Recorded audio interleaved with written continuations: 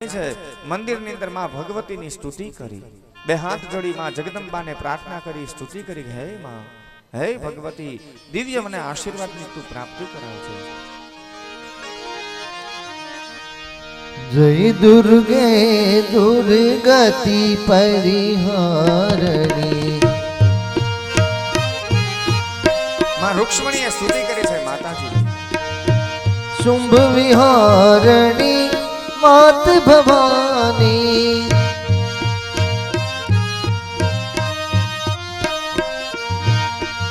આદ્ય શક્તિ પરબ્રહ્મ સ્વરૂપિણી.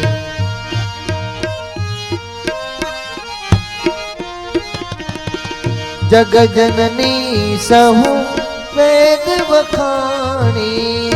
જય દુર્ગે દુર્ગતિ પરિહારણી. જય દુર્ગે દુર્ગતિ પરિહારણી. માતાજીની સ્તુતિ કરી છે, માં ભગવતીની સ્તુતિ કરી. માતાજીની મૂર્તિ ઉપરથી ફૂલનો હાર એ રૂક્ષ્મણીજીના ગળાની અંદર આવે છે. માએ આશીર્વાદ આપી દીધો. માનો આશીર્વાદ લઈ અને રૂક્ષ્મણી છે એ મંદિરની બહાર નીકળે અને જ્યાં મંદિરની બહાર આવે, મંદિરના પગથિયાં રૂક્ષ્મણી ઉતરે અને ત્યાં જ ભગવાન પરમાત્મા પોતાનો જે પવન વેગે ચાલતો એવો દિવ્ય રથ હતો, એ રથ લઈ મંદિરની પાછળથી ભગવાન પરમાત્મા આવે. જેમ વીજળીનો કડાકો થાય એવી રીતના ભગવાનનો રથ આવીને ઉભો રહ્યો. રૂક્ષ્મણીનો હાથ પકડી ખેંચી બેસાડ્યા રથમાં, લગામ ખેંચી અને વાયુ વગે રથ ત્યાં તો જતો રહ્યો. સડસડાટ કરતા ભગવાન નીકળી ગયા. રૂક્ષ્મણીનું હરણ થયું છે. બધા કહેવા લાગ્યા ગજબ થયો, ગજબ થયો. રૂકમૈયાને જઈને સમાચાર આપ્યા, કરે રૂકમૈયા, આપણી બહેન રૂક્ષ્મણીનું હરણ થઈ ગયું. શિશુપાલ પરણવા માટે આવ્યો હતો, હાથમાંથી શ્રીફળ પડી ગયું. રૂકમૈયાને કહ્યું, રૂકમૈયા, હું તને કહેતો હતો ધ્યાન રાખજો ઓલા કૃષ્ણનું, એ નાનપણથી ચોર છે, ચોરી કરવામાં બહુ હોશિયાર છે. રૂકમૈયાએ કહ્યું, ચિંતા ન કર, મારી બેનને હું પાછી લઈ આવીશ અને તારી સાથે પરણાવીશ. અને જો હું મારી બેનને પાછી ન લઈ આવી શકું ને તો આ નગરમાં હું પાછો પગ નહીં મૂકું, આ મારી પ્રતિજ્ઞા છે. અને રૂકમૈયાએ આવી પ્રતિજ્ઞા કરી સૈન્યને લઈ અને કૃષ્ણની પાછળ જાય છે રૂક્ષ્મણીને પાછા લેવા માટે. રૂકમૈયો પોતાના સૈન્યને લઈને આવે છે અને ભગવાન એ કુંડીનપુરથી ત્યાંથી આવે છે માધવપુર ઘેડ. આપણા સૌરાષ્ટ્રમાં સમુદ્રના કિનારે માધવપુર ઘેડ આવી અને ભગવાન પરમાત્મા ત્યાં ઉભા રહ્યા. રૂક્ષ્મણીએ કહ્યું, કરે પ્રભુ, તમે અહીંયા શા માટે ઉભા રહ્યા? હમણાં મારો ભાઈ આવતો હશે, સૈનિકોને લઈને આવશે, એ તમારી સામે યુદ્ધ કરશે. ભગવાને કહ્યું, રૂક્ષ્મણી, મને ખબર છે તમારો ભાઈ મારી પાછળ આવે જ છે અને હું એની જ રાહ જોઉં છું. હું કઈ કાયર નથી, ડરપોક નથી. આ તો તમારી એવી ઈચ્છા હતી ને કે હું આવીને તમારું હરણ કરું, એટલા માટે મેં તમારું હરણ કરેલું છે. બાકી હું કઈ ડરપોક ને કાયર નથી. તમારા ભાઈની સામે યુદ્ધ કરીશ, એમને પરાજિત કરીશ અને પછી હું તમારી સાથે લગ્ન કરીશ. અને ત્યાં રૂકમૈયો આવે છે. રૂકમૈયો જ્યારે આવે છે ત્યારે રૂકમૈયાનું ને કૃષ્ણનું ભીષણ યુદ્ધ થાય છે. અને એટલું બધું ભીષણ યુદ્ધ થયું, ભગવાન કૃષ્ણએ રૂકમૈયાની સેનાનો સંહાર કર્યો. રૂકમૈયાને મારે છે અને રૂકમૈયાની સાથે યુદ્ધ કરે. અને ભગવાન પરમાત્મા એ રૂકમૈયાને જ્યારે મારવા માટે ગયા, એનો વધ કરવા માટે ગયા ને, ત્યારે રૂક્ષ્મણીએ હાથ પકડી લીધો. ગમે એમ તો બેન છે ને, એ રૂક્ષ્મણીજીએ તરત જ હાથ પકડી અને કહ્યું કે પ્રભુ, આને તમે મારશો નહીં. આ ગમે એમ તો મારો ભાઈ છે, આપણા લગ્ન હજી બાકી છે, આ જવતોલિયો કહેવાય, આને તમે જીવતો રહેવા દો. આ બેન છે સાહેબ. બેનનો ભાવ એટલો બધો હોય પોતાના ભાઈઓ પ્રત્યે, બેનનો પ્રેમ એટલો બધો હોય. એ સાસરે ગઈ હોય અને સાસરે ગયા પછી ત્યાં ઠેસ આવે ને તો એ ખમકારો પોતાના ભાઈને આપે, ખમા મારા વીરાને. અને પોતાના ભાઈને મળે ને એટલે તરત જ માથા ઉપરથી નામ દુખણા લે કે મારા વીરાને, મારા ભાઈને. એના જીવનમાં કોઈ દુઃખ હોય ને તો એ દુઃખ હું બધું મારા માથામાં ફોડી નાખું. ભાઈ અને બેનનો પ્રેમ છે બહુ અદ્ભુત છે. બેન નાનકડી હોય ને ત્યારથી જ પોતાના ભાઈઓ માટે વ્રત રાખે. અને નાની એવી બેન એ 7 વર્ષની દીકરી હોય અને પોતાના ભાઈની માટે વ્રત રાખેલું હોય. પોષ મહિનો આવે, પૂનમ આવે અને પોષી પૂનમનું વ્રત રાખે. બેન 7 વર્ષની હોય, ભાઈ 5 વર્ષનો હોય. અને ભાઈ છે ને હંમેશા માટે તોફાની હોય, છોકરા થોડા તોફાની હોય. એટલે બેન વ્રત રાખે અને ભાઈને પછી સમજાવે કે ભાઈ, રાત થાય અને આકાશમાં જ્યારે ચંદ્ર ઉગે અને ચંદ્ર ઉગે ને હું ચંદ્રના દર્શન કરીને જ્યારે એમ પૂછું ને તને કે ભાઈની બેન રમે કે જમે, ત્યારે તું જમે એમ બોલજે હો. જો જમે બોલીશ ને તો જ મારાથી જમાય, નહીતર હું જમી ન શકું. અને ભાઈ છે ને તોફાની હોય એટલે આખો દિવસ બેનને હેરાન કરે કે ના હું રમે એમ બોલીશ, ના હું તો રમે એમ બોલીશ. આખો દિવસ ઓલી બેન છે પોતાના ભાઈને મનાવે, પણ ભાઈ આખો દિવસે બેનને હેરાન કરે. આમ ને આમ સાંજ પડી જાય, આકાશની અંદર જ્યારે ચંદ્ર ઉગે એ બેન છે રોટલો બનાવે. રોટલામાં કાણું પાડીને રોટલામાંથી ચંદ્રના દર્શન કરીને પૂછે, પોસી પોસી પૂનમડી અગાસી રાંધા અન્ન, ભાઈની બેન રમે કે જમે? અને ઓલો નાનો એવો ભાઈ 5 વર્ષનો હોય, આખો દિવસ બેનને હેરાન કરી હોય, એમ બોલતો હોય કે હું તો ભાઈની બેન રમે એમ બોલીશ, ભાઈની બેન રમે એમ બોલીશ. એ ભાઈને બોલવું હોય જમે એમ જ, પણ એ નાનો એવો ભાઈ આખો દિવસ રમે રમે બોલ્યો હોય ને, ભાઈ ભૂલી જાય અને એના મોઢામાંથી શબ્દ નીકળી જાય કે ભાઈની બેન રમે. અને ભાઈની બેન રમે એટલા શબ્દ નીકળે ને એ દીકરી અનાજનો કોળિયો મોઢામાં ન નાખે. પોતાના ભાઈના મોઢામાંથી નીકળેલા શબ્દ ખાતર એ આખી રાતનું જાગરણ કરી નાખે, એ રમવામાં કાઢી નાખે. ભાઈ ગમે એટલું સમજાવે કે બેન તું જમી લે, મારે તો જમે એમ જ કેવું તું, પણ ભૂલાઈ ગયું. પણ છતાં એક વખત શબ્દમાંથી મોઢામાંથી નીકળેલો શબ્દ અને પોતે અનાજનો કોળિયો ન મૂકે. નાની એવી દીકરી હોય એટલા માટે માતાજીને પ્રાર્થનાઓ કરતી હોય કે માં, મારે પોષી પૂનમનું વ્રત આવશે, મને કોણ કહેશે રમે કે જમે? માં, રક્ષાબંધનનું ટાણું આવશે, હું રક્ષાની દોરી કોને બાંધીશ? એટલા માટે માં એક ભાઈ આપને, આ બેનનો પ્રેમ છે કે ભાઈ પ્રત્યેનો એટલી બધી લાગણી હોય છે. મામર પોસી રે પૂનમના વ્રત તો આવ્યા,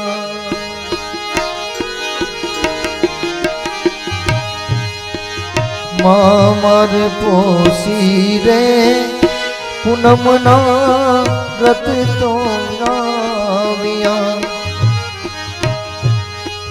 કેદી મારે કજ રે ભાઈલાની જોને દોડ રે ખોડલમાં બેનડી એ માગે રે માડી એક વીરનો, એ માડી બેનડી એ માગે રે માડી એક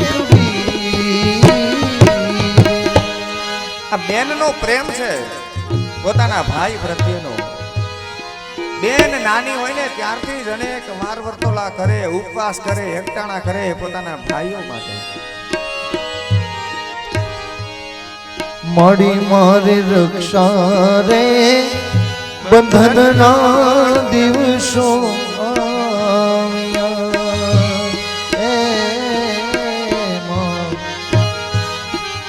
માડી મારે રક્ષા રે બંધનના દિવસો આવ્યા.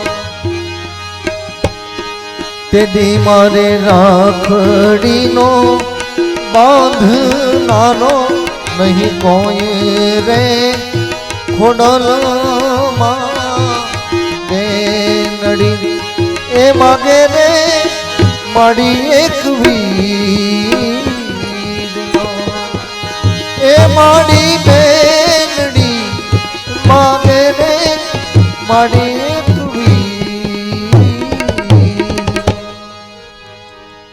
આજે રૂક્ષ્મણીએ હાથ પકડી લીધો ભગવાનનો કે હે પ્રભુ, ગમે એમ તો આ મારો ભાઈ છે અને આપ મારશો નહીં. અને ત્યારે ભગવાને એમને કેદ કર્યો. રૂકમૈયાને માર્યો નથી, કેદ કરી બાંધી દીધો. ભગવાને એનું અપમાન કર્યું. ભાગવતમાં એવું વર્ણન છે, માથા ઉપર ટકો કરી નાખ્યો, અડધી મૂછ કાઢી નાખી અડધી દાઢી કાઢી આવો કદરૂપો કર્યો, વિચિત્ર કરી દીધો છે રૂકમૈયાને. અપમાનિત કરીને ત્યાંથી ને રૂકમૈયાને કાઢી મૂક્યો. પ્રતિજ્ઞા લીધી હતી રૂકમૈયાએ કે હું પાછો આ નગરમાં પગ નહીં મૂકું. એટલે પછી રૂકમૈયો છે કુંડિનપુરમાં ન ગયો અને નવું નગર વસાવ્યું, ભોજકટ. ભોજકટ નામનું નવું નગર વસાવે છે.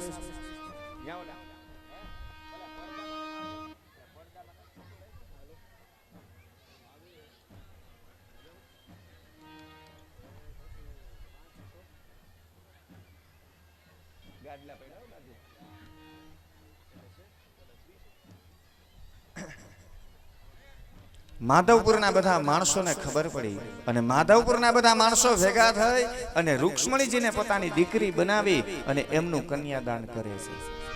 દ્વારકા સમાચાર મળ્યા અને દ્વારકાથી બધાય જાન જોડીને આવે છે માધવપુર ઘેડ. અને ભગવાન પરમાત્મા પેલા વેલા એના લગ્ન થયા માધવપુર ઘેડમાં રૂક્ષ્મણીજી સાથે ધામે ધૂમે ત્યાં ભગવાન પરણે છે. માધવપુર ઘેડની અંદર માધવપુર વાસીઓ બધા ભેગા થઈને દીકરીનું કન્યાદાન કર્યું. ભગવાન જાન જોડીને આવ્યા ત્યાં પરણ્યા. અને કયો દિવસ હતો તો કે ચૈત્ર સુદ 11 એટલે આજે જ. અને માધવપુરમાં આજથી મેળો ચાલુ થાય. માધવપુર ઘેડમાં 5 દિવસ સુધી મેળો હોય છે, 4-5 દિવસ સુધી. આ ભગવાનના આપણે તો એક જ દિવસમાં લગ્ન પૂરું કરી નાખ્યા. ક્યાં સમય જ છે આપણે કોઈ પાસે અત્યારે? હવે તો આપણા દીકરા દીકરીના લગ્ન હોય ને તોય ફટાફટ આમ જાણ આવી ને આમ તરત જ વિધિ થઈ ગઈ, સીધા વિદાય. પેલાના વખતમાં આમાં વડીલોને ખબર હશે, જાનને પણ આગ્રહ કરી કરીને રોકતા. 2 દિવસ 4 દિવસ સુધી જાન રોકાતી. ખૂબ લગ્ન સમય લાંબો સમય ચાલતા. એમ ભગવાનના પણ 5 દિવસ સુધી લગ્ન. અત્યારે પણ ત્યાં માધવપુર ઘેડની અંદર ત્યાં 5 દિવસ સુધી એ ઉત્સવ ઉજવે, મેળો ભરાય, ધામે ધૂમે ભગવાનના એ લગ્ન કરે. આજથી જ ચાલુ થશે ત્યાં. આજે ચૈત્ર સુદ એકાદશી 11 છે. તો ભગવાન પરમાત્માના ત્યાં લગ્ન થયા. ભગવાન પરણીને આવે છે દ્વારકા. ખૂબ મહોત્સવ ઉજવાય છે, ખૂબ આનંદ થયો. અને ભગવાન પરમાત્માને ત્યાં દ્વારકાધીશ અને જે રૂક્ષ્મણી છે એમને ત્યાં પુત્રનો જન્મ થાય છે. એ પુત્રનો જન્મ થયો, એમનું નામ છે પ્રદ્યુમ્ન મહારાજ. અને પ્રદ્યુમ્ન મહારાજ એટલે કોણ છે તો કે કામદેવના અવતાર છે. ભગવાન પરમાત્માએ ગોપીઓની સાથે રાસ લીધો હતો અને એમાં જે કામદેવને પરાજિત કર્યો, બળીને ભસ્મ થયો, એ કામદેવનો જન્મ આજે ભગવાનને ત્યાં થયો પ્રદ્યુમ્ન મહારાજ તરીકે. એ પ્રદ્યુમ્ન મહારાજનો જન્મ થાય છે. અને એ વખતે એક રાક્ષસ હતો, એનું નામ છે શંભરાસુર. અને શંભરાસુરને એવો આશીર્વાદ હતો, એવું વરદાન હતું કે કૃષ્ણના પુત્રથી જેનું મૃત્યુ થાય. અને આ શંભરાસુરને ખબર પડી કે કૃષ્ણ અને રૂક્ષ્મણીને ત્યાં પુત્રનો જન્મ થયો છે. એ દીકરાનો જન્મ થયો એટલે દીકરાનું હરણ કરી જાય છે, લઈ જાય છે. આ પ્રદ્યુમ્ન મહારાજને ઉપાડી ગયા અને પ્રદ્યુમ્નને ઉપાડી અને સમુદ્રમાં ફેંકી દીધા. વિચાર કર્યો કે કોઈ મોટી માછલીઓ આને ખાઈ જશે. અને શંભરાસુરને એમ થયું કે જે મારો કાળ હતો એને મેં મારી નાખ્યો. કાળ કોઈ દિવસ કોઈને છોડે નહીં. અને જે સમયે માણસનું મૃત્યુ લખેલું હોય એ બધું થઈને જ રહીએ, એમાં કોઈની તાકાત નથી કોઈ કઈ ફેરફાર કરી શકે. આ શંભરાસુરને વિચાર કરો, એવી બુદ્ધિ સૂઈજી કે આ બાળકને, નાનું એવું જન્મેલું બાળક છે, એને ઉપાડીને સમુદ્રમાં ફેંકવાનો વિચાર આવ્યો કે માછલી કોઈ ખાઈ જશે ને એનું મૃત્યુ. એના કરતા શંભરાસુર પોતે જ મારી નાખ્યું હોય તો. પણ કાળ છે ને કોઈ દિવસ એ સારો વિચાર ન આવવા દે. જે પ્રમાણે થવાનું હોય એ થઈને જ રહીએ છે. નહીતર શંભરાસુર પોતે મારી નાખે તો. પણ અહીંયા એની બુદ્ધિ ફરી જાય. આ કાળ છે ને એ બુદ્ધિ ફેરવી નાખે. એટલે શું થયું? સમુદ્રમાં ફેંક્યા. એક માછલી ગળી જાય છે. માછીમારના હાથમાં એ માછલી આવી. એ માછલી આવે છે ફરી પાછી શંભરાસુર પાસે. અને શંભરાસુરે જે માછલી હતી આપી એમની દાસીને, જે રસોઈ ઘરની અંદર રસોઈ બનાવતી હતી એને આપે છે કે આમાંથી ને રસોઈ બનાવજો. પેલી જે દાસી હતી, રસોઈ બનાવવા વાળી જે સ્ત્રી હતી, એ માછલીને કાપે છે, એમાંથી ને બાળકને જીવતું બાળક જોયું. અને આ દાસી હતી જે શંભરાસુરની રસોઈ ઘરની અંદર રસોઈ બનાવનાર જે સ્ત્રી હતી, એ કોણ હતી? તો કે કામદેવના પત્ની હતા. એમનું નામ છે રતિદેવી. આ રતિદેવી ઓળખી ગયા કે આ બાળક છે, આ બાળક કોણ છે? તો કે આ બાળક છે કોઈ સામાન્ય બાળક નથી, આ તો કામદેવ છે, આ મારો પતિ છે. કારણ કે રતિ દેવીએ ભગવાનની સ્તુતિ કરી. જ્યારે કામદેવનું મૃત્યુ થયું ને, ભગવાનની સ્તુતિ કરી ત્યારે ભગવાને કહ્યું કે હવે શંભરાસુરના દાસી બનીને તમે રહો. આ શંભરાસુરના ત્યાં જે પુત્ર આવે ને, કોઈ સામાન્ય પુત્ર નથી, એ જ તમારો પતિ છે. કૃષ્ણનો દીકરો બનીને જે આવશે એ તમારો પતિ છે. આજે રતિદેવી ઓળખી ગયા કે આ કામદેવ છે, આ પ્રદ્યુમ્ન મહારાજ છે, કૃષ્ણનો પુત્ર છે, એ મારો પતિ છે. બીજા કોઈ પશુની રસોઈ બનાવી અને શંભરાસુરને ખવડાવી દીધી. અને આ બાજુ જે રતિ હતી, ભગવાનને ત્યાં પુત્રનો જન્મ થયો છે ને, એ પ્રદ્યુમ્ન મહારાજને ઉછેરીને મોટા કરે છે. અને પ્રદ્યુમ્ન મહારાજ થોડા જ સમયની અંદર મોટા થઈ ગયા. યુવાન થવામાં વાર નથી લાગી. કારણ કે રતિ દેવી એટલી ઔષધિઓની વિદ્યા જાણતી હતી. એ ઔષધિ દ્વારા એમના શરીરનું માલિશ કરીને, એમને પાલન પોષણ કરીને એને મોટા કરે. પ્રદ્યુમ્ન મહારાજ મોટા થવા લાગ્યા ને, ત્યારે એને પણ વિચાર કર્યો કે આ જે સ્ત્રી છે મારું પાલન પોષણ કરે છે. જે માં પોતાના બાળકને પાલન પોષણ કરે, એક બાજુ મને માં તરીકે રાખે, પણ છતાં આ સ્ત્રી છે મારી સાથે પત્ની જેવો કેમ વ્યવહાર કરે છે? પ્રદ્યુમ્ન મહારાજ યુવાન થયા ત્યારે રતિદેવે કહ્યું કે હું કોઈ તમારી માં નથી, હું તો તમારી પત્ની છું. અને પોતે રતિદેવીએ એ પ્રદ્યુમ્ન મહારાજને એમના પૂર્વ જન્મનું જ્ઞાન યાદ કરાવ્યું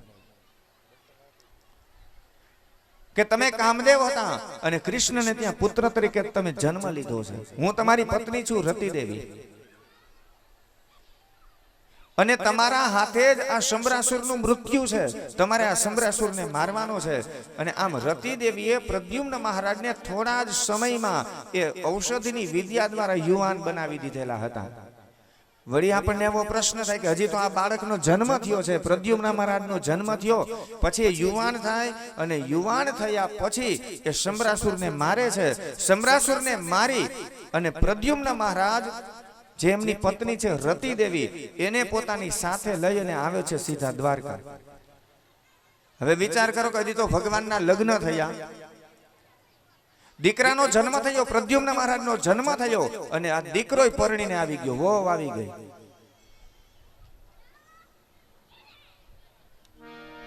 પણ પ્રદ્યુમ્ન મહારાજ જ્યારે આવે છે, ભગવાન જેવું જ એકદમ સ્વરૂપ હતું એટલે બધા ઓળખી ગયા કે આ તો કૃષ્ણનો પુત્ર છે.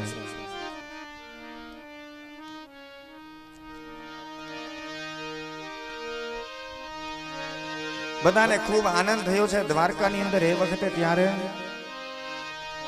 ભાવ વિભોર બધા બની ગયા. પ્રદ્યુમ્ન મહારાજ મળ્યા, પત્ની સહિત આવી ગયા, ખૂબ આનંદ થયો. અને આનંદપૂર્વક બધા દ્વારકાની અંદર રહે છે. આમ ભગવાન પરમાત્માના લગ્ન છે. પહેલા લગ્ન એ રૂક્ષ્મણી સાથે થયા છે. સુખદેવજીએ પરીક્ષિતને કહ્યું કે પરીક્ષિત, એ સિવાય પણ ભગવાનના અનેક લગ્ન થયા અને બીજા લગ્નની કથાઓ કરી છે. કે દ્વારકાની અંદર એક સત્રાજીત નામનો યાદવ હતો.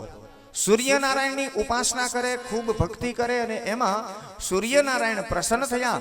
અને સૂર્યનારાયણે આ સત્રાજીત યાદવને એક સ્યમંતક નામનો મણિ એમને ભેટમાં આપે છે. સત્રાજીત યાદવ પાસે સ્યમંતક મણિ આવે છે, સૂર્યની ઉપાસનાથી પ્રાપ્ત થયો. સ્યમંતક મણિ એટલો બધો કિંમતી હતો, દરરોજનો 80 ભાર સોનું આપે, અને જે જગ્યાએ આ મણિ હોય ને ત્યાં એટલી બધી ધન વર્ષા થાય, સુખનો વરસાદ વરસે, કોઈ જાતની આધિ વ્યાધિ ઉપાધિ રહે નહીં, એટલો બધો તેજસ્વી. ભગવાન કૃષ્ણ પરમાત્મા દ્વારકાની અંદર સુધર્મા નામની સભા ભરીને બિરાજમાન છે. અને એમાં આ સભાની અંદર એક વખત આ સત્રાજીત યાદવ આવે છે. સત્રાજીત યાદવે જ્યારે સભાની અંદર પ્રવેશ કર્યો અને ગળાની અંદર સુંદર મણિ ચમકે છે, બધાને એમ થયું કે આ તો ભગવાનની સભાની અંદર આજે શું કહેવાય, સાક્ષાત સૂર્ય આવ્યા છે કે શું કહેવાય. લાગે છે સૂર્યનારાયણ આવી ગયા, પણ ત્યાં તો સત્રાજીત યાદવ હતા. ગળાની અંદર સુંદર મણી છે અને બીજા બધા યાદવો ત્યારે સત્રાજીતને કહેવા લાગ્યા કરે, સત્રાજીત આ ગળાની અંદર જે મણી છે ને એ મણી તું કૃષ્ણને પહેરવા માટે આપ તો કેવું સારું લાગે. આ તારી પાસે છે એના કરતા આપણે કૃષ્ણને એ મણી આપ. સત્રાજીતને આ વાત ગમી નહીં જરાય. વિચાર કરે છે કે આ મણી કૃષ્ણને જોઈ છે પણ મારી પાસે નથી માગી શકતા, એટલે એના માણસો પાસે આ મણીની માગણી કરી છે. એટલે મણી આપતા જીવ ન હાલ્યો અને સભા છોડી અને સત્રાજીત યાદવ ત્યાંથી જતો રહે છે. સત્રાજીત યાદવ આવે છે પોતાની ઘરે. એમનો નાનો ભાઈ હતો, એનું નામ છે પ્રસેનજીત. અને આ પ્રસેનજીતે કહ્યું મોટા ભાઈને, મોટા ભાઈ તમારી પાસે આ મણી છે, મને પહેરવા માટે આપો ને. એટલે સત્રાજીત યાદવે જે પોતાના ગળાની અંદર સમંતક મણી હતો એ નાના ભાઈને આપે છે. પ્રસેનજીતે મણી ગળાની અંદર પહેરી અને શિકાર કરવા માટે વનમાં ગયો. જંગલની અંદર ખૂબ દૂર નીકળી જાય છે અને એમાં એક સિંહ મળે છે અને સિંહને આ મણી ગમી ગયો એટલે મણી લેવા માટે સિંહે પ્રસેનજીતને મારી નાખ્યો. પ્રસેનજીતને મારી અને જે સિંહ હતો એ મણી લઈ અને ત્યાંથી આગળ જાય છે તો એક રીંછની નજર છે આ મણી ઉપર પડી એટલે સિંહ અને રીંછનું યુદ્ધ થાય છે અને એમાં સિંહને મારીને પેલો રીંછ હતો ને મણી લઈ લે છે. મણીને લઈને ગુફાની અંદર જતો રહ્યો. આ બાજુ સત્રાજીત યાદવ વિચાર કરે મારો ભાઈ પ્રસેનજીત મણી પહેરીને શિકાર કરવા ગયો હતો, કેટલી વાર થઈ પાછો હજી સુધી આવ્યો નથી અને લાગે છે કે ઓલા કૃષ્ણએ મણી માટે થઈ અને મારા ભાઈને મારી નાખ્યો. દ્વારકાની અંદર એવી વાત ફેલાઈ ગઈ કે મણી માટે થઈ અને કૃષ્ણએ પ્રસેનજીતની હત્યા કરી. ખોટો આરોપ આવ્યો છે અને આ વાત આજે કૃષ્ણના કાન સુધી પહોંચી. પોતા ઉપર ખોટો આરોપ આવ્યો છે અને એ સમયે ત્યારે ભગવાને કહ્યું છે કે મારા ઉપર આ ખોટા ચોરીનો આરોપ આવ્યો છે, જ્યાં સુધી આ ચોરીનો આરોપ દૂર ન કરું ત્યાં સુધી હું આ સુધર્મા નામની સભાની અંદર પાછો પ્રવેશ નહીં કરું. ભગવાને સભા છોડીને જતા રહ્યા અને પોતે એ નિર્દોષ એવું સાબિત કરવા માટે જાય છે. ભગવાને મણીને ગોતવા માટે જાય છે, પ્રસેનજીતને ગોતવા માટે જાય છે. ઘણા બધા યાદવો સૈનિકો ભગવાનની સાથે ગયા અને જંગલમાં દૂર સુધી જાય છે. શું થયું તો કે પ્રસેનજીત જે સત્રાજીતનો ભાઈ હતો ને ત્યાં મરેલો છે. એનું શબ મળે છે પણ ક્યાંય મણી નથી મળતો. ભગવાને જોયું કે આ મણી માટે થઈને જ કોકે પ્રસેનજીતને મારી નાખેલો છે. ભગવાને આજુબાજુમાં તપાસ કરી ક્યાંય મણી છે કે નહીં, પણ ત્યાં જમીન ઉપર સિંહના પગલા હતા. એટલે સિંહના પગલા ઉપર ભગવાન આગળ આગળ જાય છે. દૂર ગયા તો ત્યાં સિંહ પણ મરેલો હતો પણ ત્યાં પણ મણી નથી મળતો. પણ ત્યાં આજુબાજુમાં જોયું તો એક રીંછના પગલા હતા અને રીંછના પગલા તરફ ભગવાન આગળ આગળ જાય તો એ પગલા બધા ગુફાની અંદર જતા હતા. ભગવાને બધા યાદવોને કહ્યું કે તમે બધા અહીંયા મારી રાહ જોવો, જ્યાં સુધી હું પાછો ન આવું તમે બધા મારી રાહ જોવો અહીંયા. ભગવાન ગુફાની અંદર પ્રવેશ કરે છે અને ત્યાં એક રીછડી હતી આ મણીથી રમે છે. એટલો બધો પ્રકાશિત મણી છે અને ભગવાને રીછડી પાસેથી એ મણી લઈ લીધો. મણી લઈ અને ભગવાન પાછા જવા માટે જાય ત્યાં જે રીછડીના પિતા હતા, રીંછ હતા, એ ભગવાનની સામે આવીને ભગવાનને રોકે છે અને ત્યાં ભગવાનની સાથે એણે યુદ્ધ કર્યું. ઘણા સમય સુધી ભગવાનની સાથે એનું યુદ્ધ ચાલે છે અને બધા યાદવો ભગવાનની આવવાની રાહ જોવે. 1 દિવસ 2 દિવસ 5 દિવસ આમને આમ થોડો સમય રાહ જોઈ.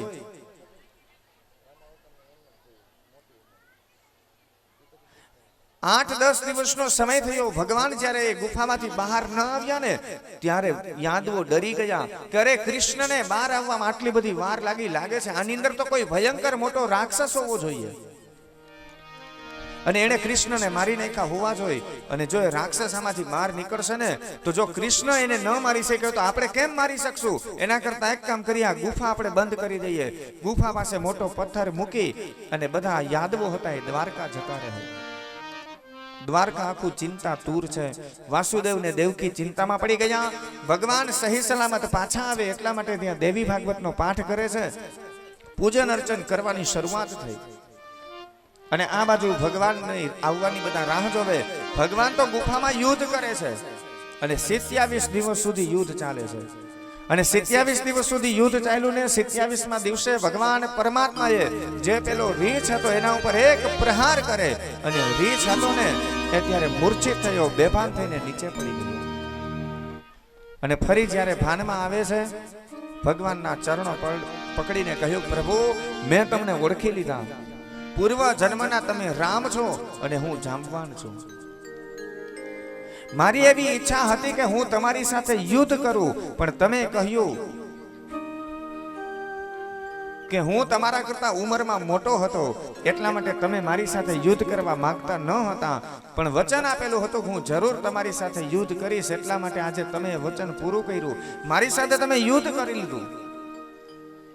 મારી ઈચ્છા હતી ને પણ આજે તમે પૂરી કરી. પ્રભુ હવે મારી બીજી કોઈ ઈચ્છા નથી, કોઈ તમન્ના નહીં. આ મારી જે દીકરી છે ને જાંબુવતી, હું પરણાવવા માંગુ છું. અને ભગવાન પરમાત્મા સાથે એ જાંબુવતીને પરણાવે. જાંબુવતી પોતાની દીકરીનો હાથ હતો એ ભગવાનને હાથ સોંપે છે. ભગવાને કહ્યું, કાંઈ વાંધો નહીં, તમારી દીકરીનો સહર સ્વીકાર કરું છું, પણ મારા ઉપર આ મણી ચોરવાનો આરોપ આવેલો છે, એ આરોપ મારે દૂર કરવો છે, એટલા માટે મને આ મણી આપો. જાંબુવાને કહ્યું કે મારી દીકરીના કરિયાવરમાં બીજું કંઈ આપવાનું નથી, આ મણી છે ને હું તમને આપું છું. એટલે મણી હતો એ આપી દીધો. ભગવાન પરમાત્માએ મણીને લીધો છે. જાંબુવતી રીછડી જેવું સ્વરૂપ હતું, પણ ભગવાન પરમાત્માએ એને દિવ્ય સુંદર સ્વરૂપ આપ્યું. જાણે કે સાક્ષાત બીજા રાધાજી હોય આવા એને બનાવ્યા છે, રથમાં બેસાડ્યા છે. સેમંતક મણી અને જાંબુવતીને લઈ અને ભગવાન આવે છે દ્વારકા.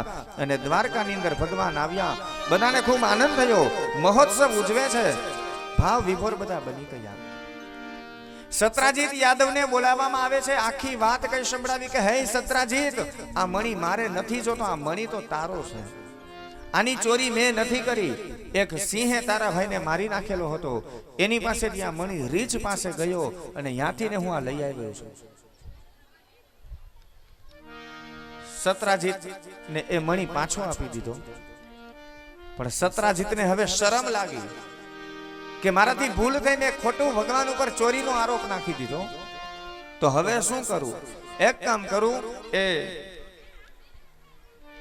સમાજના માણસો પણ બધાય મને સંભળાવશે, મારી નિંદા કરશે કે મેં ભગવાન ઉપર ચોરીનો આરોપ નાખ્યો. એના કરતા એક કામ કરું, આ કૃષ્ણની સાથે હું સંબંધ બાંધી લઉં, અને સંબંધ બંધાઈ જાય ને એટલે સમાજના માણસો પણ પછી મને કોઈ બોલી નહીં શકે.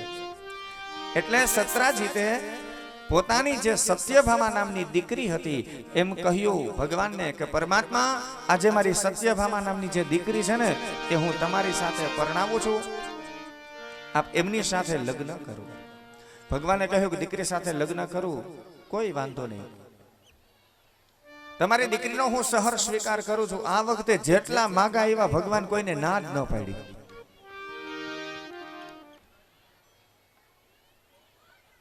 અને સત્રાજીતે કહ્યું કે પ્રભુ, આ મણી છે ને એ મણી હું તમને ભેટમાં આપું છું, આ મણીનો તમે સ્વીકાર કરો. ભગવાને કહ્યું કે તમારી દીકરીનો સ્વીકાર કરું, પણ આ મણી મારે નથી જોતો. ભગવાને મણી લીધો નહીં. બહુ વિચારશીલ ભગવાન વિચાર કરો કે અત્યારે આ સત્રાજીત મને મણી આપશે, મારા ઘરની અંદર મણી રહે, અને દરરોજ 80 ભાર સોનું આપે, સંપત્તિ આપે, બધી વાત બરાબર. અમુક શાસ્ત્રમાં એવું પણ વર્ણન છે કે ભગવાને યુક્તિ કરી સત્રાજીતને કહ્યું કે આ મણી છે ને તમારી પાસે રાખો, પણ આ મણી દ્વારા જે સંપત્તિ મળે રી તમારે દેવી હોય તો મારી કઈ ના નથી, એ મને દેજો. શું કામે ભગવાને મણી લેવાની ના પાડી? કે હવે મણી એક છે અને આપનાર બે થઈ ગયા. કારણ કે આ મણી સત્રાજીતનો હતો, એની પાસેથી જાંબુવતી પાસે ગયો, અને આ મણી જાંબુવાને મને આપેલો હતો. એની દીકરી જાંબવતી મારી પત્ની છે, અને આ સત્રાજીત યાદવ એની દીકરી સત્યભામા, એના પિતા પણ આ મને મણી આપે. મણી એક છે અને બેયની દીકરી મારી પત્ની છે, અને કાલ સવારે આ મારા ઘરમાં કાયમ માથાકૂટ રહેશે. ઓલી એમ કહેશે કે આ મણી છે મારા પિતાએ આપેલો છે, અને આ બીજી એમ કહેશે કે મણી છે મારા પિતાએ આપ્યો. આ માથાકૂટ કરવી એના કરતા મણી જોતો નથી. એટલા માટે ભગવાને મણીનો સ્વીકાર ન કર્યો. સત્રાજીતને આપી દે છે મણી, અને ભગવાન પરમાત્મા લગ્ન કરે. પહેલા લગ્ન થયા છે રૂક્ષ્મણી સાથે, બીજા લગ્ન થયા છે સત્યભામા સાથે, અને ત્રીજા લગ્ન છે ને ભગવાનના જાંબુવતી સાથે થયા. જો ભગવાન જાંબુવતીને મળે છે, પેલા મણી ગોતવા માટે ગયા, જાંબુવતીને લઈને આવે છે, અને જાંબુવતીને લઈને આવ્યા અને સત્રાજીતને પણ બોલાવે છે, અને સત્રાજીતે પણ પોતાની દીકરી છે એ આપે છે ભગવાન પરમાત્માને. સત્યભામાના લગ્ન છે એ પણ કૃષ્ણ સાથે કરાવ્યા. એટલે એક માંડવામાં બે કન્યા સાથે ભગવાને લગ્ન કર્યા. સત્યભામા અને જાંબુવતી સાથે ભગવાને એક જ મંડપમાં બે લગ્ન સાથે કર્યા. એટલે પહેલા લગ્ન એના થયા હતા રૂક્ષ્મણી સાથે, બીજા સત્યભામા સાથે થયા હતા, અને ત્રીજા લગ્ન જાંબુવતી સાથે. મળ્યા હતા પહેલા પણ લગ્ન એના ત્રીજા છે. ભાગવતમાં એવો ક્રમ છે. આમ ભગવાનના લગ્ન થયા. પણ એમાં કૃતવર્માને એમ થયું કે સત્રાજીતે અમારી સાથે ખોટું કર્યું છે. અમને વચન આપેલું હતું કે એમની દીકરી સત્યભામા અમને આપવાના હતા. એ દીકરી કૃષ્ણ સાથે પરણાવી દીધી, મણી પણ એને આપી દીધો. આ ક્યાંક મણી જો એને આપી દેશે તો અમે શું કરશું? અને એટલે મણી માટે થઈ અને સત્રાજીત યાદવની હત્યા કરી. કૃષ્ણના સસરા થાય, સત્યભામાના પિતા છે. અને આજે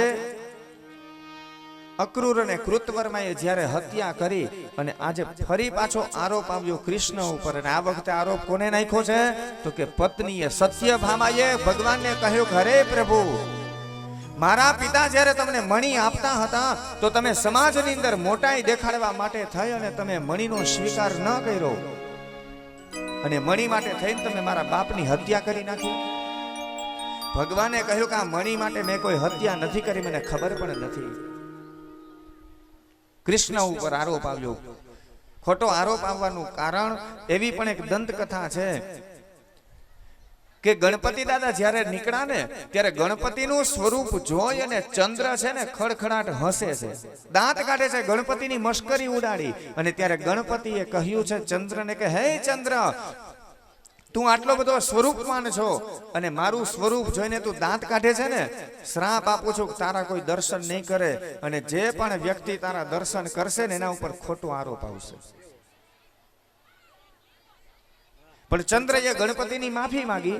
ત્યારે ગણપતિએ કહ્યું જા શ્રાપ હળવો કરી દઉં છું કે ખાલી ચોથના દિવસે કોઈ છે ને તારા દર્શન નહીં કરે.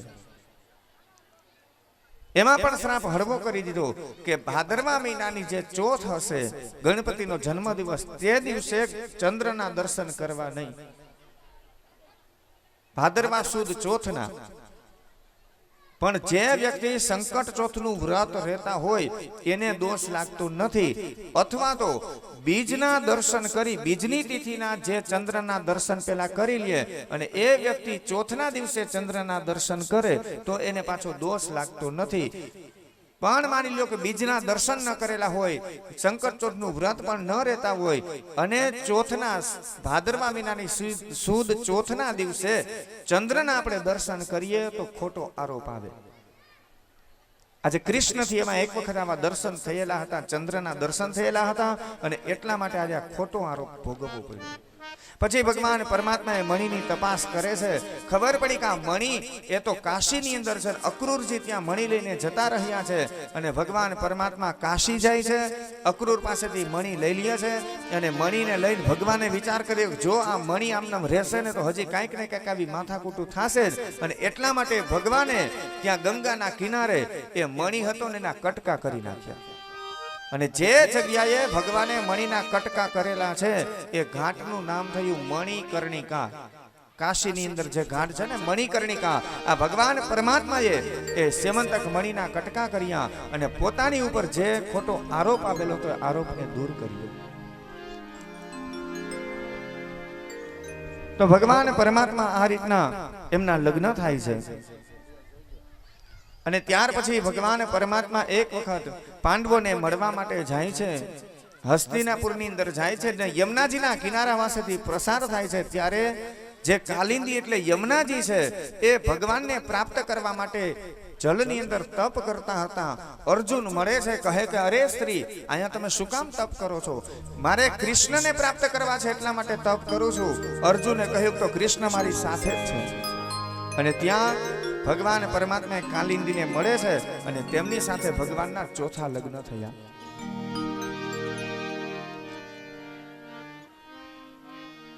ભગવાન પરમાત્મા એક વખત અયોધ્યાની અંદર જાય છે. વિચાર કર્યો કે મેં જે પૂર્વ જન્મ રામ અવતાર તરીકે લીધો હતો એ નગર જોવા માટે ભગવાન જાય છે. અને ત્યાં એ નગરના જે રાજા હતા એમની દીકરી છે મિત્રવૃંદા, એમનો સ્વયંવર હતો. ભગવાન પરમાત્મા એ નગરની અંદર નીકળે છે અને અટારી ઉપરથી મિત્રવૃંદાએ જ્યારે ભગવાનને જોયા ને ત્યારે ભગવાનનું સ્વરૂપ ગમી ગયું અને વિચાર કરે છે કે કેટલું સુંદર સ્વરૂપ છે, આની સાથે જ હું વિવાહ કરીશ. આમ ભગવાન પરમાત્મા મિત્રવૃંદા સાથે લગ્ન કરે છે.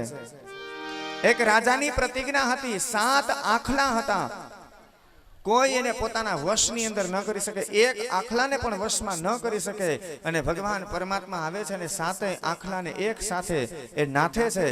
એમના નાકની અંદર એ દોરી પોરવી અને એમને શાંત કરી દીધા અને 7 આખલાને નાથ્યા છે.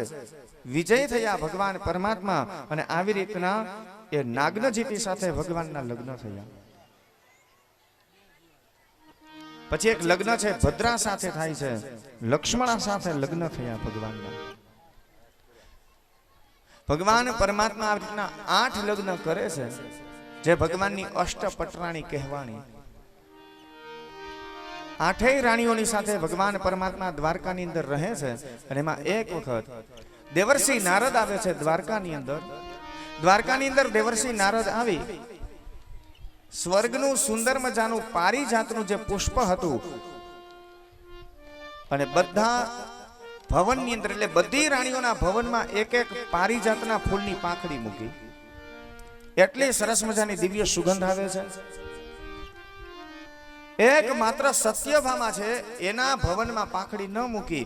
નારદજી સત્યભામા પાસે જાય છે અને નારદજીએ સત્યભામાને કહ્યું કે સત્યભામા, આ મને એવું લાગે છે કે ભગવાન બીજી બધી જે ઓલી 7 રાણી છે ને એને વધારે પ્રેમ કરે છે, તમને થોડુંક ઓછું રાખે.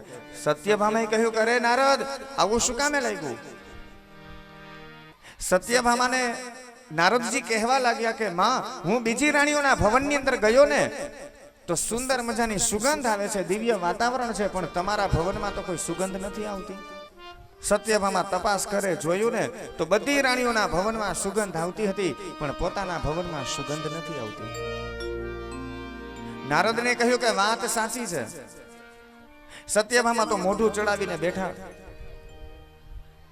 ભગવાન આવે છે ત્યાં તો સત્યભામા રિસાઈને બેઠા છે. કહ્યું કે દેવી શું થયું? સત્યભામાએ કહ્યું કે તમે બીજી બધી રાણીઓને વ્યવસ્થિત રાખો છો, મારામાં તો ક્યાં ધ્યાન જ આપો છો? અરે દેવી, મને તો બધાય સરખા. શું થયું મને વાત કરો. આ બધી રાણીઓના ભવનમાં કેવી સુંદર સુગંધ આવે છે, મારા ભવનમાં કેમ આવી સુગંધ નથી આવતી? ભગવાને જોયું, ખબર પડી કે આ તો પારિજાતના ફૂલની પાંખડીની સુગંધ છે. અરે દેવી, આ તો સ્વર્ગનું ઝાડ છે. આ તો સ્વર્ગની અંદર આ ઝાડ થાય છે, આ એનું ફૂલ છે ને એના પાંખડીની સુગંધ છે.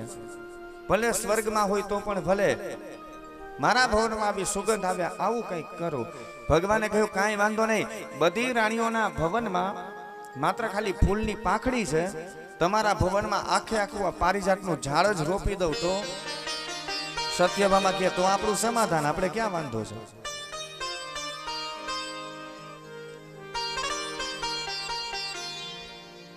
અને બરાબર એ વખતે ત્યારે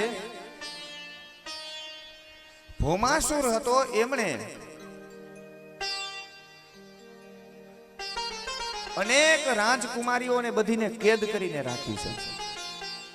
20,000 રાજકુમારી કેદ થાય, એ બધી ભેગી થાય અને પછી કઈ ભૌમાસુરને કઈ ક્રિયા કરવાની હતી, પણ 16,100 હજી રાજકુમારી ભેગી થઈ ગઈ છે. ભૌમાસુરે બધીને કેદ કરીને રાખી અને બધી 16,100 એ કૃષ્ણને સંદેશો મોકલેલો છે કે પ્રભુ, આ ભૌમાસુર અમને કેદ કરીને રાખી છે, એના કેદમાંથી અમને તમે છોડાવો, મુક્ત કરો. સંદેશો મળ્યો છે. ભગવાને વિચાર કર્યો કે આ ભૌમાસુર આ તો પૃથ્વીનો દીકરો છે, લક્ષ્મીનો દીકરો છે આ. એમને વરદાન છે, આશીર્વાદ છે કે જો એમની માં એમ કહે કે દીકરો મરે તો જ ભગવાન એને મારી શકે. અને માં કોઈ દિવસ એવું ન વિચારે કે એનો દીકરો મરે.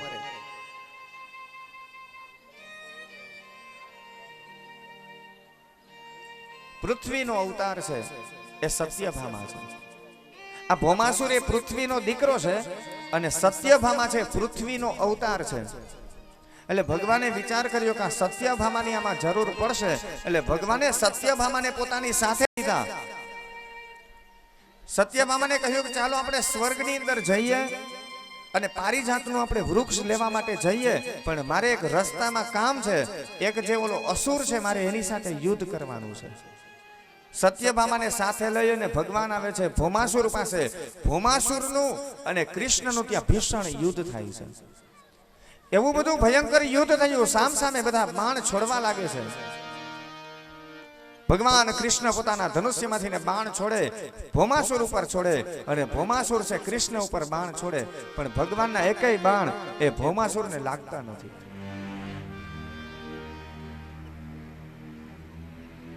ભૌમાસુરને પોતાના ધનુષ્ય ઉપર તીરનું અનુસંધાન કરીને જ્યારે બાણ છોડ્યું અને એ તીર નીકળ્યું સડસડાટ કરતું ભગવાનની એકદમ બાજુમાંથી નીકળ્યું. અને જ્યાં ભગવાનની બાજુમાંથી બાણ નીકળ્યું અને સત્યભામાથી બોલાઈ ગયું કે અરે પ્રભુ, આ તમે શું કરો છો? તમે જલ્દી એને મારી નાખો. અને સત્યભામાથી જ્યારે એટલું બોલાયું ને ત્યારે ભગવાન એ જ રાહ જોવે કે સત્યભામા, તમે પૃથ્વીનો અવતાર છો અને તમે જ્યારે બોલો ને કે તમે આને મારી રાખો ત્યારે જ હું આને મારી શકું. કારણ કે આને વરદાન હતું કે માં એમ કહે કે મારો દીકરો મરે તો જ એને મારી શકાય એમ હતો. આ પૃથ્વીનો દીકરો છે, તમે પૃથ્વીનો અવતાર હતા. અને એ જ સમયે ભગવાને પોતાના સુદર્શન ચક્રને યાદ કર્યું અને સુદર્શન ચક્રથી પેલા ભૌમાસુરના ધડ અને મસ્તક અલગ કર્યા. ભૌમાસુરને મારે છે. 16,100 જે બધી રાજકુમારી હતી એમને બધાને ભૌમાસુરના કેદમાંથી છોડાવે છે, મુક્ત કર્યા. ભગવાને કહ્યું કે તમે બધી તમારા રાજ્યમાં જાઓ, પાછી જતી રહો. બધી રાજકુમારીએ કહ્યું કે પ્રભુ, અમારા રાજ્યમાં નથી જવું, અમે મનોમન તમને જ અમારા પતિ માની લીધા છે, હવે અમારો પત્ની તરીકે તમે સ્વીકાર કરો. તો ભગવાને કહ્યું કે તોય કાંઈ વાંધો નહીં, તથાસ્તુ. આ જેટલો આખો સંઘ છે બધાય થાવ દ્વારકા ભેગા. અને 16,100 બધી રાજકુમારી હતી દ્વારકા આવે છે અને ભગવાન એનો પત્ની તરીકે સ્વીકાર કર્યો. પેલા ભગવાને 8 રાણી સાથે લગ્ન કરેલા હતા અને આમ એક સાથે 16,100 અને પેલીની 8 પટરાણી, એટલે ભગવાનના કુલ લગ્ન થયા 16,108. ભગવાન પરમાત્મા પછી સત્યભામાને લઈને સ્વર્ગમાં જાય છે. ત્યાંથી પારિજાતનું ઝાડ લેવા માટે જાય, પણ ઇન્દ્ર છે ભગવાનની સાથે યુદ્ધ કરે છે. ઇન્દ્રની ને કૃષ્ણની સાથે યુદ્ધ થાય, બંને જણા યુદ્ધમાં ખૂબ લડે છે, પણ ઇન્દ્રને પરાજિત કરી પારિજાતનું ઝાડ છે અહીંયા પૃથ્વી પર લઈ આવે છે. ભગવાને દ્વારકાની અંદર એ પારિજાત વૃક્ષને રોપે છે. આમ ભગવાન પરમાત્મા એમના લગ્ન થયા. પછી ભગવાન પરમાત્માનો જે પુત્ર હતો પ્રદ્યુમ્ન મહારાજ, એ પ્રદ્યુમ્ન મહારાજના પણ લગ્ન થાય છે. ફરી પાછા એમના લગ્ન થયા છે રૂકમવતી સાથે. રૂકમવતીનું હરણ કરે છે અને રૂકમવતી સાથે પ્રદ્યુમ્ન મહારાજના લગ્ન થયા અને એમના જે દીકરા થયા એનું નામ છે અનિરુદ્ધ. એટલે કે ભગવાન કૃષ્ણનો દીકરો એનું નામ છે પ્રદ્યુમ્ન અને પ્રદ્યુમ્નનો દીકરો અનિરુદ્ધ. એટલે કે કૃષ્ણ ભગવાન છે ને દાદા બની ગયા છે. ભગવાનની ઉંમર મોટી થઈ ને પણ કોઈ દિવસ ભગવાનને વૃદ્ધાવસ્થાનો સ્પર્શ થયો નથી, ગઢપણ નથી દેખાણું ભગવાનને. અને વાતે સાચી, ગમે ત્યારે તમે કૃષ્ણનો ફોટો જોવો કે વૃદ્ધાવસ્થાનો ફોટો તમે જોયો? કારણ કે ઉંમર મોટી થઈ, કોઈ દિવસ વૃદ્ધાવસ્થા ભગવાનને સ્પર્શ નથી કરી. અને એટલા માટે ભગવાને જ્યારે મથુરા નગરી ખાલી કરીને, મથુરા ઉપર કોણે ચડાઈ કરી હતી? 18 વખત ચડાઈ કરી. કોને? તો કે જરાસંઘે. આ કથા બહુ આધ્યાત્મિક છે. 10મો સ્કંદ ભાગવતની અંદર 10મો સ્કંદ છે અને 10મા સ્કંદની અંદર એટલે 10મો સ્કંદ એ ભગવાનનું હૃદય છે અને એમાં 90મો અધ્યાય છે. 90 અધ્યાયમાં 50 અધ્યાય પૂર્વાર્ધ અને પછીના 40 અધ્યાય ઉત્તરાર્ધ છે.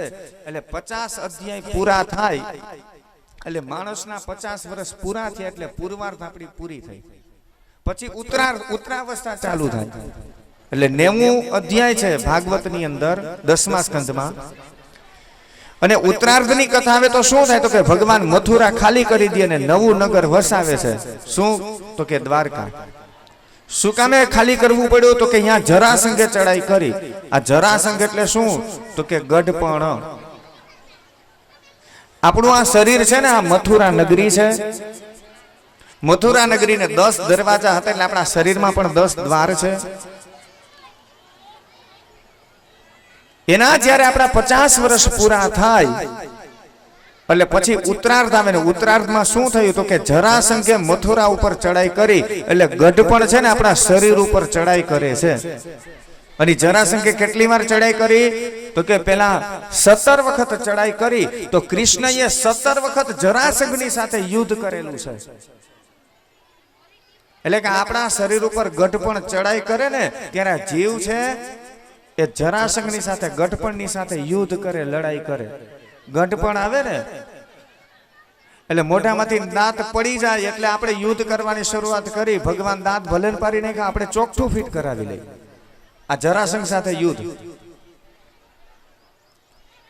વાળ સફેદ થઈ જાય તો કાળો પીછો મારી દે.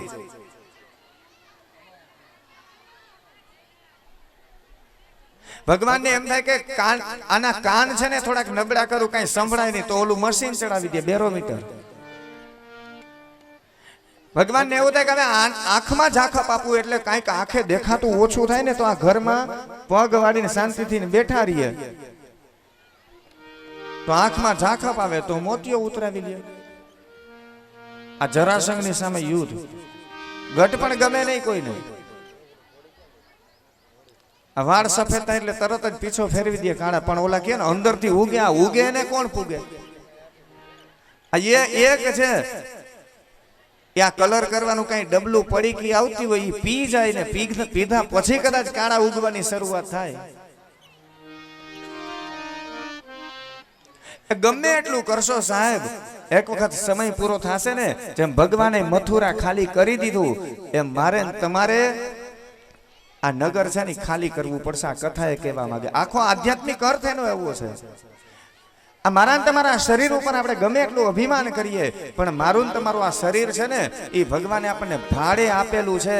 સમયસર ભાડું ભરીએ તો વાંધો ન આવે, મકાન માલિક રહેવા દે એમાં. પણ આપણે તકલીફ એ છે કે ભગવાને ભાડે આપ્યું તો આપણે ઘરનું કરીને બેસી ગયા, અને ઘરનું કરીને બેઠા ને પાછું ભાડું નથી આપવું.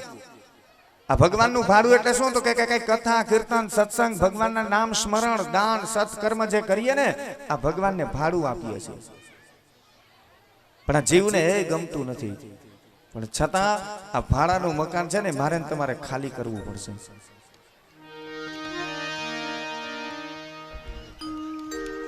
જીવ સામે ફરે છે ગુમાનમાં, તારે રેવું વાડાના મકાનમાં.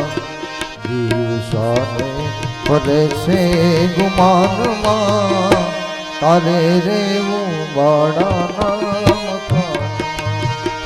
એ તારે રેવું વાડાના મકાનમાં.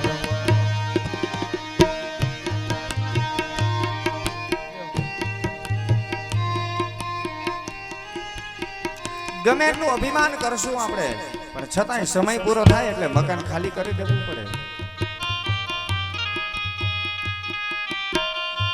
પણ ખાલી કરવાનું ટાણું થાય તો આપણને ગમે નહીં.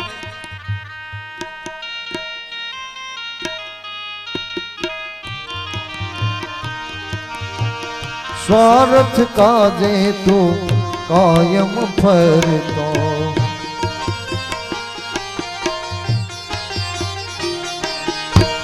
પરમાર્થના કામ નથી કરતો.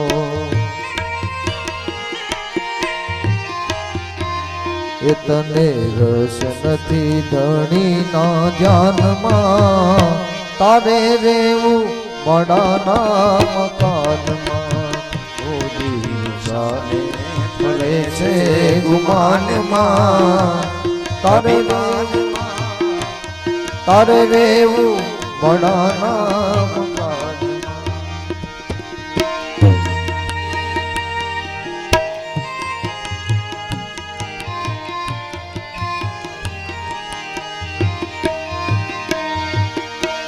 ખોળ્યું એક દી ખાલી કરવું પડશે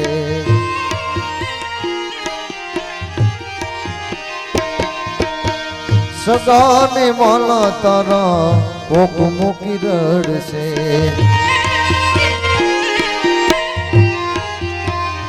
એકને જમડા કહી જાશે કાનમાં તારે રેવું બડાના મકાનમાં હોજી રાધે ફરે છે ગુમાનમાં તારે રેવું બડાના મકાનમાં. તો ભગવાન પરમાત્મા સ્વયં કૃષ્ણ આજે દીકરાની ઘરે દીકરાનો જન્મ થયો છતાં એને વૃદ્ધાવસ્થા નથી લાગી, દાદા બની ગયા. એમના દીકરા પ્રદ્યુમ્ન મહારાજ અને પ્રદ્યુમ્નના દીકરા છે અનિરુદ્ધ. અનિરુદ્ધના લગ્ન છે એ બલિ રાજાનો જે દીકરો હતો એનું નામ છે બાણાસુર. એ બાણાસુરની દીકરી એનું નામ છે ઉષા. એમની સાથે એમના વિવાહ થાય.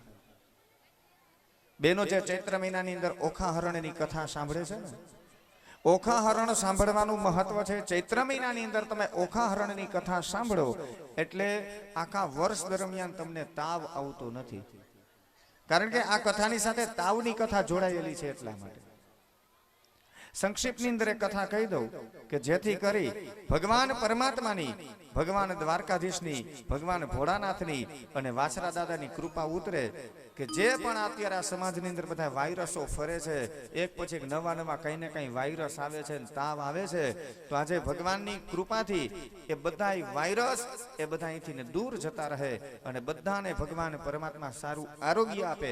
એટલે આ કથા સાંભળવાનું મહત્વ છે કે જે પણ વ્યક્તિ આ કથા સાંભળે ને એને એક વર્ષ દરમિયાન તાવ નથી આવતો. તો સંક્ષિપ્તની અંદર કથા આપણે સાંભળી લઈએ. જે ઓખાહરણની કથા છે એમાં કથા એવી છે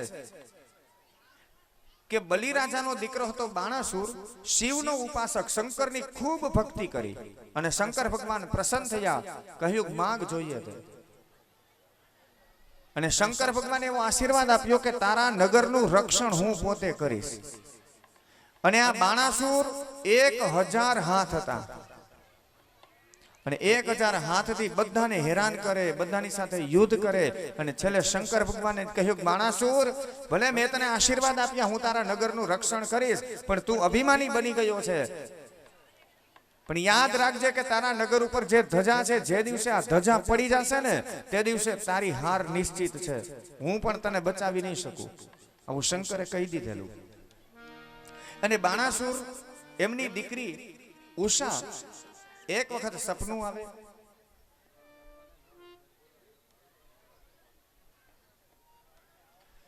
ભોપાભાઈ અને માનસુરભાઈ આવી જાજો. ભાવિનભાઈ અહીંયા સન્માન કરવા માટે આવેલા છે, તમારું સન્માન કરે છે. એટલે ઉષાને સપનું આવ્યું. સપનાની અંદર એક રાજકુમાર સાથે લગ્ન થાય છે. વહેલી સવારમાં નીંદર ઉડી. એની બેનપણી હતી, એનું નામ છે ચિત્રલેખા. ઉડવાની વિદ્યા જાણે છે, ચિત્ર દોરવામાં કુશળ છે. એને વાત કરી, એક સુંદર મને રાજકુમાર સપનાની અંદર દેખાયો અને ચિત્રલેખા અનેક પ્રકારના ચિત્ર દોરે છે.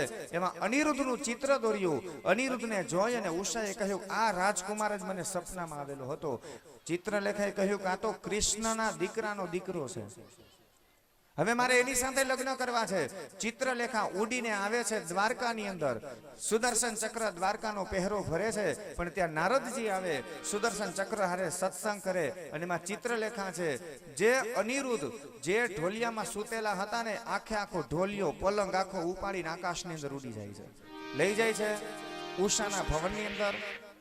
ઉષાના ભવનની અંદર અનિરુદ્ધ રહેવા લાગ્યા. સમય વ્યતીત થયો અને એમાં એક વખત ઉષા અને અનિરુદ્ધ વાતો કરતા હતા. એમાં સિપાઈ સાંભળી ગયા. સિપાઈએ જઈ અને સમાચાર આપ્યા છે બાણાસુરને કે આપણી દીકરી ઉષા એના રૂમમાંથી કોઈ પુરુષનો અવાજ આવે છે. બાણાસુર આવીને જોવે ત્યાં તો અનિરુદ્ધ છે. અનિરુદ્ધને પકડ્યો છે, કેદ કરી લીધો, જેલમાં પૂરી દીધો. અને આ બાજુ દેવર્ષિ નારદ કૃષ્ણ ભગવાનને કહે છે કે પ્રભુ, આ તમારી આટલી સંખ્યા છે, આ વિચાર કરો, ભગવાનના લગ્ન કેટલા થયા? 16,108. એટલી ભગવાનની રાણી, અને બધી રાણીઓને 10-10 દીકરાઓના જન્મ થયેલા છે. ભાગવતમાં છે ઉલ્લેખ. એક દીકરી 10-10 દીકરા, અને જે 10-10 દીકરાના જન્મ થયા ને બધાના લગ્ન થયા ને બધાને ત્યાં એક દીકરાને ત્યાં પાછા 10-10 દીકરાઓ થયા. એટલે લગભગ એ કેલ્ક્યુલેટર કામ નહીં કરે. મેં આની પહેલા એક આંકડો કહેલો હતો. ભાગવતની અંદર ભગવાનના બાળકોને ભણાવવા માટે જે શિક્ષક રાખેલા હતા, જે ગુરુદેવ હતા, એની સંખ્યા ભાગવતમાં લખેલી છે 3,188,00,000. એટલા તો ખાલી ગુરુ શિક્ષક હતા ભગવાનના છોકરાઓને ભણાવવા માટે. છોકરાઓ કેટલા હશે? આવડી સંખ્યા. એટલે ભગવાને કહ્યું, આ નારદજીએ ભગવાનને કહ્યું, પ્રભુ આ આવડું મોટું દ્વારકા, આમાં આટલા માણસો રહો છો, રજિસ્ટર કઈ રાખ્યું છે? આમાં કોઈ ખોવાઈ જાય તો? ભગવાન કે કોઈ ન ખોવાય. શું કોઈ ન ખોવાય? તપાસ તો કરો. અને જ્યાં તપાસ કરી ભગવાને, ત્યાં તો પોતાનો દીકરાનો દીકરો જ મળતો નથી. એ નારદ, સાચું બોલો, ક્યાં છે અમારો અનિરુદ્ધ? ક્યાં છે? નારદે કહ્યું, અનિરુદ્ધ બાણાસુરે કેદ કરીને રાખ્યો છે. અને ભગવાન કૃષ્ણ બાણાસુરનું જે નગર, એનું નામ છે શોણિતપુર. અને શોણિતપુર ઉપર ભગવાને ચડાઈ કરી, ભીષણ યુદ્ધ થાય છે. અને બાણાસુર ને કૃષ્ણનું યુદ્ધ થયું ત્યારે શંકરે વચન આપેલું હતું કે તારા નગરનું હું રક્ષણ કરીશ. એટલે શંકર ભગવાન આવ્યા રક્ષા કરવા, બાણાસુરની રક્ષા કરવા. શંકર ભગવાન એક બાજુ કૃષ્ણ અને એક બાજુ શંકર, અને આ બે જણાનું યુદ્ધ ચાલુ થયું. શંકર ભગવાન પોતાના ધનુષ્યમાંથી ને પાશુપત નામનું અસ્ત્ર છોડે તો ભગવાન કૃષ્ણ પણ સામે નારાયણ નામનું અસ્ત્ર છોડે. એક બાજુથી શંકર પર્વતાસ્ત્ર છોડે તો કૃષ્ણ છે વાયવાસ્ત્ર છોડે. આમ સામ સામે અસ્ત્ર ને શસ્ત્ર છૂટવા લાગ્યા. કોઈ એકબીજાને મચક આપતા નથી. અને ત્યારે કૃષ્ણ ભગવાને શંકર ઉપર એક બાણ છોડ્યું, એનું નામ છે જૃંભણાસ્ત્ર. એટલે કે શંકર ભગવાન ઉપર બાણ છોડે છે. અને જૃંભણાસ્ત્ર છોડ્યું એટલે શંકર ભગવાન શું થયું તો કે તંદ્રાવસ્થામાં આવી ગયા. એટલે કે ખાલી બગાસા ખાધા કરે છે, કઈ સમજાતું નથી. અને શંકર ભગવાન જ્યાં બગાસા ખાવામાં રહ્યા ને, ત્યાં આ બાજુ ભગવાન કૃષ્ણએ બાણાસુરની આખી સેનાનો વિનાશ કરી નાખ્યો. નગર ઉપર ધજા હતી, એ ધજા પાડી નાખી. બાણાસુરનો રથ તોડી નાખ્યો. અને બાણાસુરના 999 હાથ હતા ને, એ 999 હાથ તોડી નાખ્યા. 4 હાથ વધ્યા છે. અને આ બાજુ કૃષ્ણ ભગવાન અને શંકર પણ એકબીજા બાણ છોડે. અને એમાં જે બાણ છોડ્યા, કેવા છોડ્યા?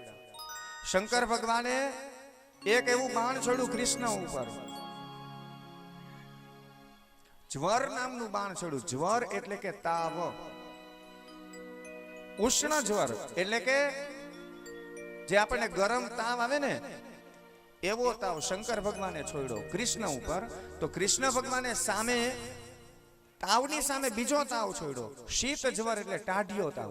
અને આ તાવ હતા ને, એ બે સામસામે યુદ્ધ કરે. આવું વર્ણન છે ભાગવતમાં. અને આ તાવ છે સામસામે લડાઈ કરવા લાગ્યા. ને એમાં શીત જ્વર ટાઢિયો તાવ હતો, એનો વિજય થયો. ઉષ્ણ જ્વર હતો, એ પરાજિત થયો છે. અને બંને તાવ હતા એ ભગવાનના શરણે આવ્યા. એ તાવે ભગવાનની સ્તુતિ કરી છે. અને ત્યારે ભગવાને આશીર્વાદ આપ્યા કે જે પણ વ્યક્તિ આ અધ્યાયની કથા સાંભળશે, એ વ્યક્તિને તાવની બીક લાગશે નહીં. આ જ્વર એટલે કે તાવની કથા છે. આ એટલા માટેનું મહત્વ છે. આ રીતના એકબીજા તાવ હતા એ પણ છોડે છે. અત્યારે આ બધા જેમ પેલા હથિયારથી યુદ્ધ થતા હતા ને એક બીજા દેશ, અત્યારે જેમ રશિયા અને યુક્રેન ને સામસામે બધા મિસાઇલો છોડે છે.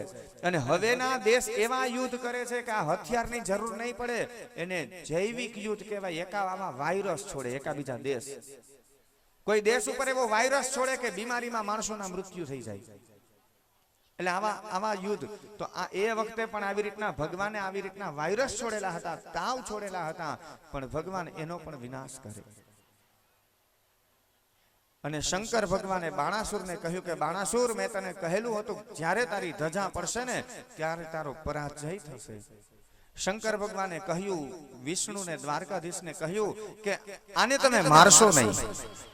ભગવાને કહ્યું કે મેં પણ આના પૂર્વજો પ્રહલાદને વચન આપેલું છે કે તારા પૂર્વજોમાં, તારા આગલી ભાવિ પેઢીમાં હું કોઈને મારીશ નહીં. એટલે 4 હાથ એમને રેવા દીધા. 996 હાથ ભગવાને કાપી નાખ્યા બાણાસુરના, અને બાણાસુરને પરાજિત કરી અને શિવની સાથે એને મોકલી દીધો. શંકરની સાથે મોકલે છે. આમ ભગવાન પરમાત્મા પછી